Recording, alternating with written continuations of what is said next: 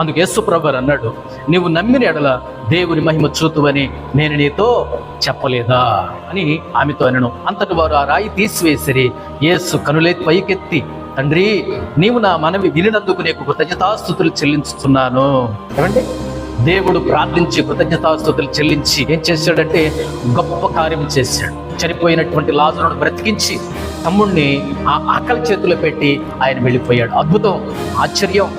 అక్కడ అక్కకే మేలు జరగలేదండి, ఆ కుటుంబానికి మాత్రమే మేలు జరగలేదండి. అనేక మంది దేవుని విశ్వాసం ఉంచడానికి ఆ కార్యం, ఆ అద్భుతం కారణమైంది. ప్రియ సోదరి స్నేహితులారా, దేవుడు మీ యొక్క జీవితాల్లో ఎందుకు అద్భుతాలు చేయాలని ఆరాటపడుతున్నాడు తెలుసా? ఆశ్చర్య కార్యాలు చేయాలని ఎందుకు ఎదురు చూస్తున్నాడో, నిలబడుతున్నాడో తెలుసండి మీ ముందు? దానివల్ల మీకు మేలు కలుగుతుంది, దానివల్ల మీకు దీవెన కలుగుతుంది. అది మీ యొక్క జీవితంలో జరగటాన్ని బట్టి, అది మీ యొక్క జీవితంలో చేయడాన్ని బట్టి చూస్తున్న వారిలో విశ్వాసం వృద్ధి అవుతుంది. అవిశ్వాసులు విశ్వాసం ఉంచుతారు. అనేకులు ప్రభువునందు విశ్వాసం ఉంచి అనేకులు సంఘములో చేర్చబడి అనేకులు దేవుని యొక్క రాజ్యంలో ప్రవేశానికి కారణమవుతుంది. అందుకే అద్భుతాలకు అడ్డుపడకండి. మీ యొక్క విశ్వాస జీవితంలో, మీ యొక్క వ్యక్తిగత జీవితంలో అనేకులు ఆ అద్భుత కార్యాన్ని చూసి ఏం చేశారంటే ప్రభుని మహింపరిచారు, ప్రభుని ఘనపరిచారు, ప్రభునందు విశ్వాసం ఉంచారు. ఈ అద్భుతం చేయడానికి దేవుని యొక్క చిత్తం అలా ఉంది. దేవుడి యొక్క జీవితంలో అద్భుతం చేస్తే, ఆశ్చర్యకార్యం చేస్తే అది నీకు మాత్రమే ఆశీర్వాదకరంగా దీవెనకరంగా ఉండదు, నీ బిడ్డలకు మాత్రమే ఆశీర్వాదకరంగా దీవెనకరంగా ఉండదు, నీ భార్యకు నీ భర్తకు ఆశీర్వాదకరంగా ఉండదు.